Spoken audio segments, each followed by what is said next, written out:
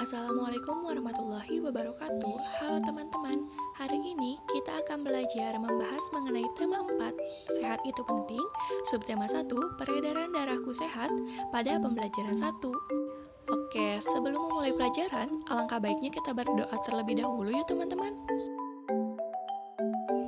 Udara dingin di pagi hari, minum teh nikmat dirasa, hendaklah kita menjaga diri, kesehatan sangatlah berharga. Teman-teman, tadi merupakan sebuah pantun yang kakak bawakan. Pada pembelajaran kali ini, kita akan belajar tentang pantun dan juga tentang sistem peredaran darah manusia. Namun, sebelumnya mari kita baca bacaan berikut ini. Siti anak yang rajin dan disiplin. Siti selalu berangkat ke sekolah lebih awal. Jarak rumah Siti ke sekolah tidak terlalu jauh. Siti berangkat ke sekolah naik sepeda. Naik sepeda merupakan kegiatan olahraga. Siti mengayuh sepedanya dengan santai. Siti hanya membutuhkan waktu 20 menit untuk sampai ke sekolah. Siti sangat peduli dengan kesehatan tubuh. Bersepeda termasuk olahraga yang mendukung kebugaran dan dapat membantu melancarkan peredaran darah. Darah sangat penting perannya bagi manusia. Peranan darah antara lain mengalirkan oksigen ke seluruh tubuh dan mengangkut karbon dioksida dari seluruh tubuh menuju paru-paru. Dalam tubuh manusia, darah mengalir melalui organ-organ peredaran darah. Lalu, apa saja organ peredaran darah manusia? Dan apa ya fungsi peredaran darah manusia? Sistem peredaran darah berperan untuk menyalurkan berbagai zat penting seperti nutrisi dan oksigen dari jantung menuju ke seluruh tubuh. Peredaran darah kecil adalah peredaran darah yang berasal dari jantung menuju paru-paru dan kembali lagi ke jantung. Sedangkan peredaran darah besar adalah peredaran darah yang berasal dari jantung menuju seluruh tubuh dan kembali lagi ke jantung. Berikut ini adalah aliran darah pada sistem aliran darah kecil. Darah yang banyak mengandung karbon dioksida di bilik kanan mengalir menuju paru-paru, melewati arteri pulmonalis. Di dalam paru-paru terjadi pertukaran darah yang mengandung karbon dioksida dengan darah yang mengandung oksigen. Darah yang banyak mengandung oksigen kembali ke jantung melalui vena pulmonalis. Kemudian darah masuk ke serambi kiri. Berikut ini adalah aliran pada sistem peredaran darah besar. Darah yang banyak mengandung oksigen mengalir dari bilik kiri jantung ke seluruh tubuh melalui aorta, kemudian melewati arteri menuju seluruh tubuh. Selanjutnya, terjadi pertukaran darah yang banyak mengandung oksigen dengan aliran darah yang banyak mengandung karbon dioksida pada seluruh tubuh. Darah yang banyak mengandung karbon dioksida kembali ke jantung melalui pembuluh vena, selanjutnya ke serambi kanan. Teman-teman, berdasarkan uraian tersebut, kita mengetahui bahwa organ yang berperan dalam peredaran darah manusia antara lain jantung, pembuluh darah, dan paru-paru. Tahukah kalian apa peranan setiap organ peredaran darah manusia? Maka dari itu, untuk mengetahuinya, mari kita lanjutkan pembelajaran. Organ peredaran darah manusia yang pertama yaitu jantung. Jantung merupakan organ tubuh manusia yang berfungsi memompa darah ke seluruh tubuh. Jantung memompa darah dengan cara berkontraksi dan berelaksasi dengan bergantian, sehingga jantung berdenyut, mengembang, dan mengempis. Jantung terletak di rongga dada sebelah kiri. Ukuran jantung kira-kira sebesar kepalan tangan pemiliknya. Jantung tersusun atas kumpulan otot-otot yang sangat kuat, yang disebut sebagai miokardium. Jantung terdiri atas 4 ruang, yaitu serambi kanan, serambi kiri, bilik kanan, dan bilik kiri. Di dalam jantung terdapat 4 katup. Yang pertama ada katup mitral yang terletak di antara bilik kiri dan serambi kiri. Kemudian ada katup trikuspid yang terletak di antara bilik kanan dan serambi kanan.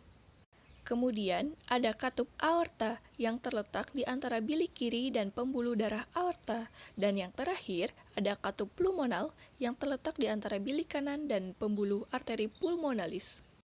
Katup jantung berfungsi agar aliran darah yang berasal dari jantung dapat mengalir dengan benar, baik antar ruang jantung atau dari jantung keluar ke pembuluh darah.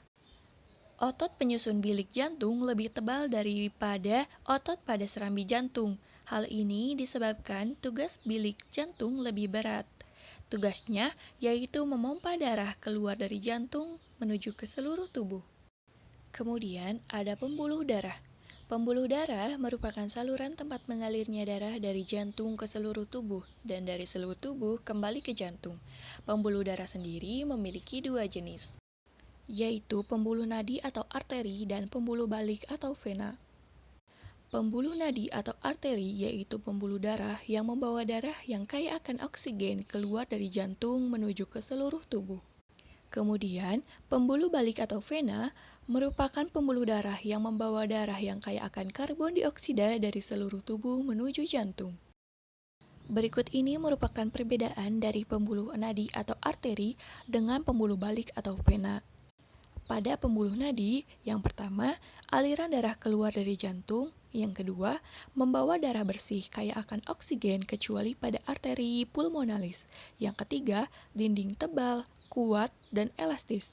Yang keempat, terletak di bagian dalam. Yang kelima, denyut terasa. Yang keenam, jika terluka, darah akan memancar. Dan yang ketujuh, memiliki satu katup di dekat jantung. Kemudian ada pembuluh balik atau vena. Dengan ciri-ciri yang pertama, aliran darah menuju jantung. Yang kedua, membawa darah kotor kaya akan karbon dioksida kecuali pada vena pulmonalis. Ketiga, dinding tipis dan kaku. Keempat, terletak di permukaan kulit. Kelima, denyut tidak terasa. Keenam, jika terluka, darah akan menetes. Ketujuh, memiliki banyak katup. Berikutnya ada paru-paru. Paru-paru juga memiliki peranan yang sangat penting dalam peredaran darah. Dalam sistem peredaran darah, paru-paru berperan sebagai penyuplai oksigen ke dalam darah. Berikut ini merupakan gambar organ paru-paru dan mekanisme pertukaran oksigen dan karbon dioksida. Pertukaran oksigen dan karbon dioksida pada paru-paru terjadi pada alveolus. Teman-teman semua, demikian tadi mengenai penjelasan tentang sistem peredaran darah pada manusia. Apakah kalian sudah memahami tentang sistem peredaran darah manusia? Sekarang, mari kita mendengarkan rasa syukur Siti karena telah diberikan organ peredaran darah yang sehat. Siti mengungkapkan rasa syukurnya dengan sebuah pantun. Berikut isi pantunnya. Rambutku lebat, rambutku subur, tidak dapat dipasang jepitan. Tubuhku sehat, ku ucap syukur, darah mengalir tanpa hambatan. Demikianlah pantun yang diungkapkan oleh Siti. Apakah kalian mengetahui apa itu pantun? Untuk mengetahuinya, mari kita lanjutkan pembelajaran kita. Pantun adalah bentuk karya sastra yang terkait oleh aturan. Aturan tersebut yang menjadi ciri khas pada pantun. Ciri khas pada pantun tersebut diantaranya yang pertama, setiap bait terdiri dari 4 baris atau larik.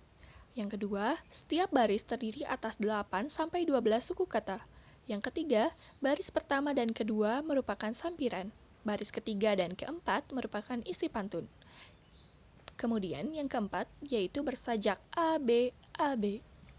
Demikian teman-teman sedikit penjelasan mengenai pantun. Sekarang, mari kalian buat pantun tentang organ peredaran darah. Oke teman-teman, demikian pembelajaran tema pada tema 4 subtema 1 untuk hari ini. Untuk menguji pemahamanmu, kamu dapat mengerjakan soal yang terdapat pada buku siswa. Sekian dan selamat belajar ya teman-teman. Wassalamualaikum warahmatullahi wabarakatuh.